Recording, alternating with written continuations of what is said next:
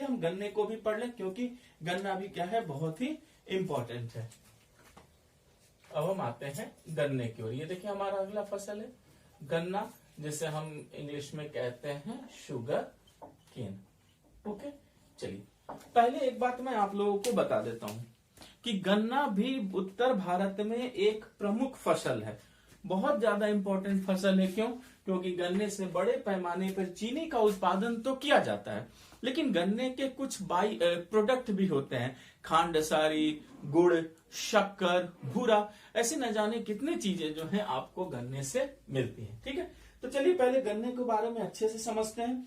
तो एक बात याद रखिएगा कि गन्ना जो है वो भारत का एक देशज पौधा है। क्या है गन्ना? भारत का देशज पौधा, भारत का देशज पौधा। देखिए देशज पौधा का मतलब होता है कि जो भारत में ही ओरिजिन हो या भारत में ही शुरू से हो, हम उसे ही क्या कह देते हैं, देशज पौधा। ऐसा नहीं है कि हम गन्ने को बाहर से लेकर आते हैं। तो याद रखेंगे कि गन्ना भारत का एक देशज पौधा है, लेकिन गन्ने की खूबी है कि बच्चे इसे प्रॉपर तरीके से ट्रॉपिकल क्लाइमेट चाहिए। याद रखेंगे कि यह उष्णकटिबंधीय जलवायु का फसल है। यह उष्णकटिबंधीय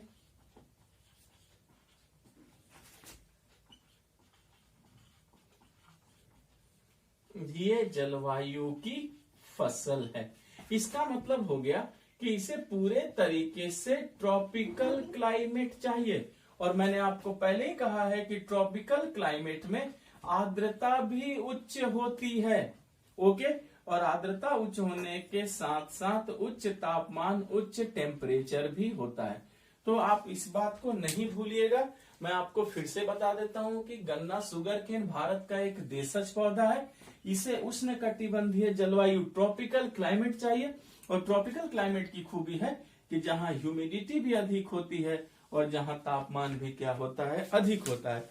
तो जहां ह्यूमिडिटी अधिक है, जहां तापमान अधिक है, हम वहां पर गन्ने की क्या करते हैं, फसल लगाते हैं। ठीक है, अगर आप इसके तापमान की अगर बात करेंगे बच्चे, तो तापमान का फ्लक्चुएशन है लगभग 20 डिग्री सेल्सियस से 27 डिग्री सेल्सियस तक चाहिए। और अगर हम बारिश की बात करेंगे तो 75 सेंटीमीटर से लगभग 120 या 150 सेंटीमीटर तक इन्हें आप बारिश दे सकते हैं, पानी देंगे।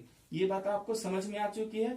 मैं फिर से आपको बता देता हूं, केयर कीजिएगा कि यह उष्णकटिबंधीय जलवायु की फसल है, जहां ह्यूमिडिटी भी हाई चाहिए और टेम्परेचर भी हाई चाहिए। हाई ह्यूमिडिटी लगभग 75 से 120 सेंटीमीटर की बारिश चाहिए। और अगर आप तापमान की बात करेंगे तो लगभग 20 डिग्री सेल्सियस से 27 डिग्री सेल्सियस तापमान चाहिए। अच्छा, विश्व में गन्ने की खेती के अंतर्गत सर्वाधिक क्षेत्रफल भारत में है। याद रखिएगा कि विश्व में खेती का सर्वाधिक क्षेत्रफल, विश्व में खेती का सर्वाधिक क्षेत्रफल भारत में है। खेती का सर्वाधिक क्षेत्रफल भारत में है। ये भी आपको एक प्लस पॉइंट है कि हमने ये देखा है कि विश्व में अगर आप गन्ने की खेती का सबसे ज्यादा एरिया, अगर आप सर्वाधिक क्षेत्रफल की बात करें, तो ये जो सर्वाधिक क्षेत्रफल है वो पूरे तरीके से कहां पर है, पूरे तरीके से भारत में है। क्लियर हो गया? अच्छा, गन्ना और चीनी दोनों के उत्पादन में भारत का स्थान ब्राजील के बाद दूसरा है। एक बात याद रखिएगा कि फर्स्ट पोजीशन ब्राजील का, सेकंड पोजीशन भारत का है। लेकिन कभी कभी ऐसा होता है कि भारत फर्स्ट पोजीशन पे आ जाता है, ब्राजील सेकंड पोजीशन पे आता है। तो इस बात को आप हमेशा इंटरनेट पर जब भी रिवीजन करें, चेक करते रहेंगे कि अभी मैक्सिमम पे कौन है, ब्राजील है या भारत है। तो वैसे मैं बता देता हूं कि ब्राजील और भारत में हमेशा कंपटीशन रहता है, कभी ब्राजील आगे कभी भारत आगे होता है। इसलिए याद रखिएगा कि गन्ने की खेती का सर्वाधिक क्षेत्रफल भारत में है, इसलिए गन्ने का सबसे ज्यादा उत्पादन भी और गन्ने और चीनी का भी सबसे ज्यादा उत्पादन जो है पहले ब्राजील में है और फिर भारत में है। कभी यही स्थिति भारत में होती है फिर ब्राजील में होता है, तो आप इसे चेक करते रहेंगे। ये बात आपको पूरे तरीके से समझ में आ चुकी है। चलिए, अच्छा अब कुछ और बातें इसके बारे में जान लीजिए कि परंपरागत रूप से भारत का उत्तरी मैदान जो है गन्ने का प्रमुख उत्पादक रहा है। अगर आप परंपरागत रूप से देखिए, ट्रेडिशनली, अगर हम ट्रेडिशनली देखें, परंपरागत, ओके, ट्रेडिशनली परंपरागत उत्तरी मैदान, जो उत्तर भारत का मैदान है, उत्तरी मैदान उत्पादन में अग्रणी है, मतलब आगे रहा है। उत्पादन में क्या है? अग्रणी है, पायनियर है। ये याद रखेंगे हमें। ट्रेडिशनली अगर आपसे पूछा जाए कि भारत में गन्ने का उत्पादन सबसे ज्यादा कहाँ हो रहा है, तो आपको ये याद रखना है कि अगर हम ट्रेडिशनली देखें, परंपरागत रूप से देखें, तो जो उत्तर भारत का महान मैदान है वो गन्ने के उत्पादन में हमेशा क्या रहा है? अग्रणी रहा है। लेकिन 60 के दशक के बाद दक्षिण भारत के में इसके उत्पादन में भी क्या हुई है? वृद्धि हुई है। इस बात को याद रखिएगा। किंतु दक्षिण भारत में भी उत्पादन में वृद्धि हुई है। किंतु दक्षिण भारत में भी उत्पादन में वृद्धि हुई है। भारत में भी उत्पादन में वृद्धि हुई है।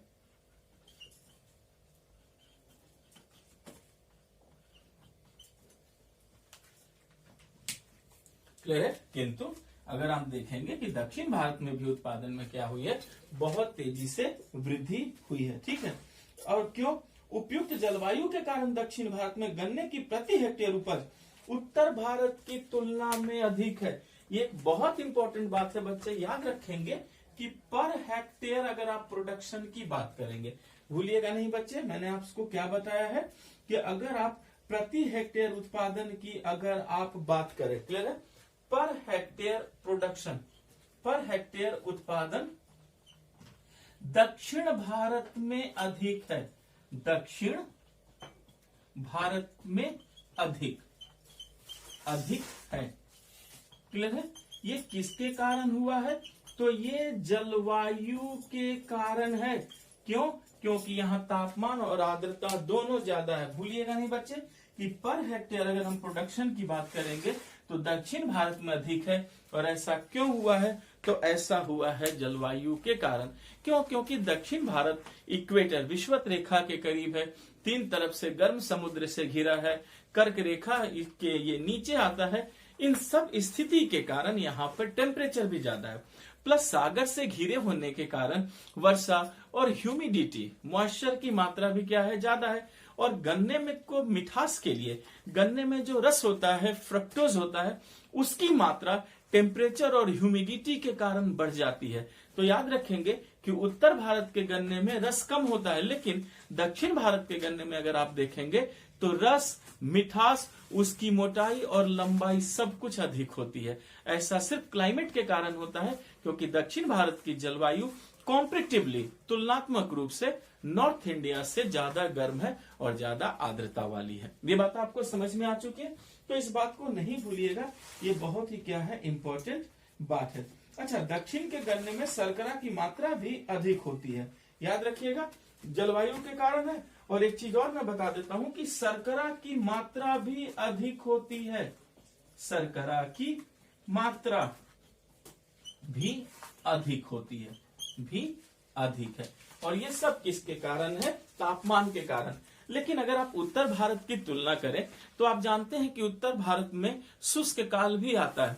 तो जब उत्तर भारत में शुष्क काल आता है तो शुष्क काल दक्षिण भारत की तुलना में, मतलब ड्राई पीरियड बच्चे, ठीक है, उत्तर भारत का जो ड्राई पीरियड है, शुष्क काल, वो दक्षिण भारत की तुलना में ज्यादा लंबा होता है। ज्यादा लंबा होने के कारण गन्ने का रस सूखने लगता है, इसलिए उत्तर भारत के गन्ने में लंबे अगर आप समय में देखें तो रस की मात्रा घटती है। लेकिन दक्षिण भारत में हमेशा टेम्परेचर और ह्यूमिडिटी रहती है, इसलिए रस की मात्रा इसमें ज्यादा होती है। क्या आपको पूरी बात समझ में आ चुकी है? चलिए मिटाओ में इसे, फिर हम आगे बढ़ते हैं। एक एक बात क्लियर है? और देखिए, एकदम आसान शब्दों में आप सारी भाषाओं को, कॉन्सेप्ट को सीख सकते हैं। यहाँ आपको कोई भी परेशानी नहीं होगी। पहले हम बोर्ड साफ कर लें।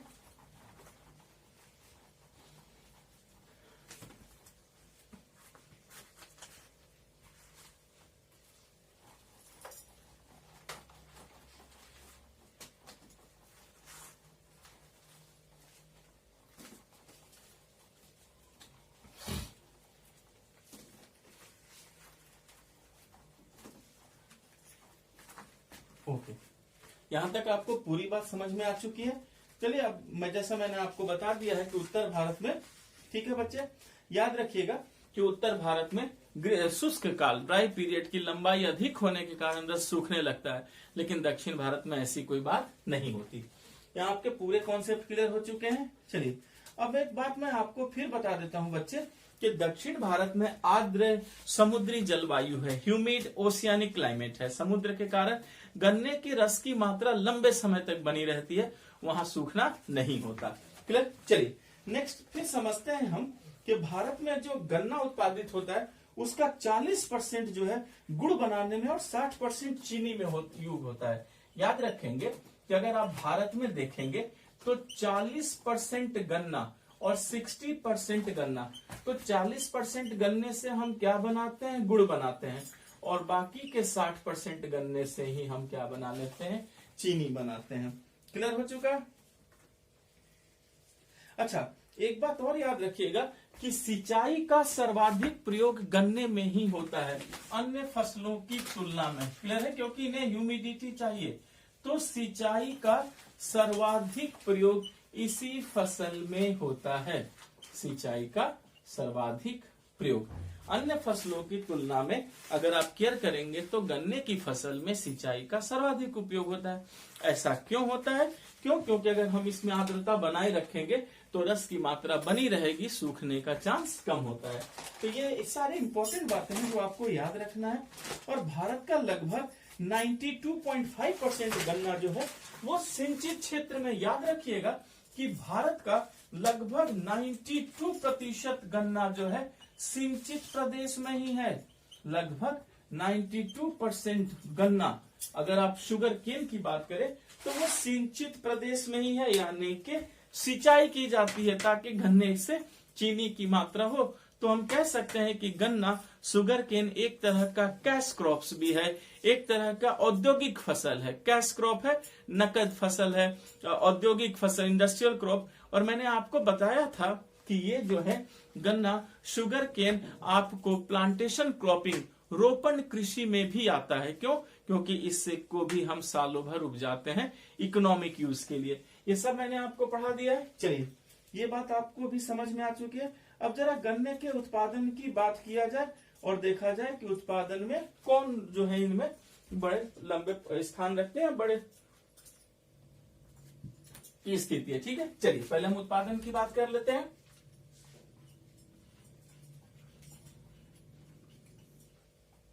तो पहले तो उत्तर प्रदेश,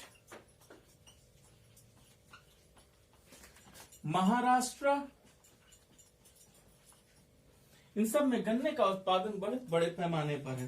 तो भूलिएगा नहीं बच्चे, उत्तर प्रदेश के बाद हमने क्या देखा, महाराष्ट्र, कर्नाटक, देन तमिलनाडु, कर्नाटक,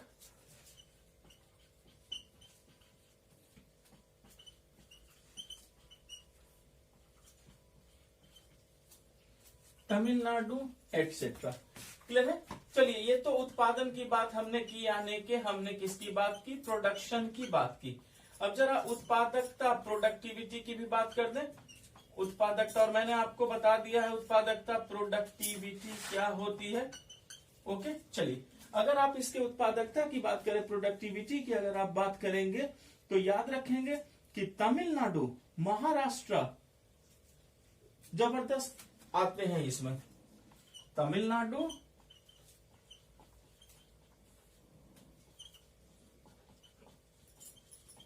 महाराष्ट्र।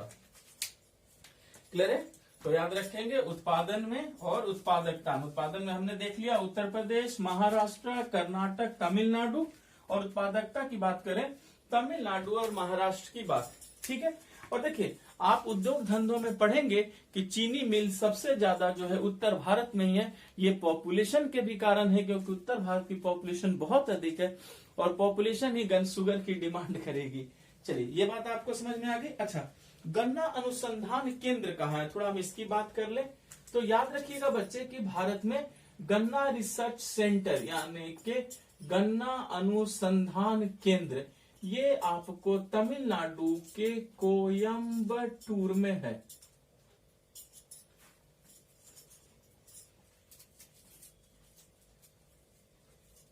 कोयम्बटूर में है, तमिलनाडु के कोयम्बटूर में। रिसर्च सेंटर गन्ना अनुसंधान केंद्र, क्लियर है।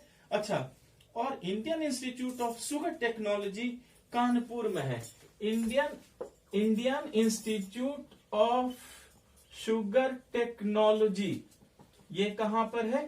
तो अगर ये आपसे पूछा जाए तो हम क्या कहेंगे? ये कानपुर में है, भूलिएगा नहीं बच्चे। Indian institute of sugar technology, Indian institute of sugar technology Kanpur में है। और अगर आपसे गन्ना अनुसंधान केंद्र की बात, रिसर्च सेंटर की बात की जाए तो वो तमिलनाडु में है। यहां तक आपको पूरी बात समझ में आ चुकी है। चलिए, अब इसके बाद जब हमने गन्ना देख लिया तो हम थोड़ा कुछ अलग भी फसलों की बात करेंगे जो आपके लिए बहुत इंपॉर्टेंट है, जैसे ज्वार, बाजरा वगैरह। पहले मैं ये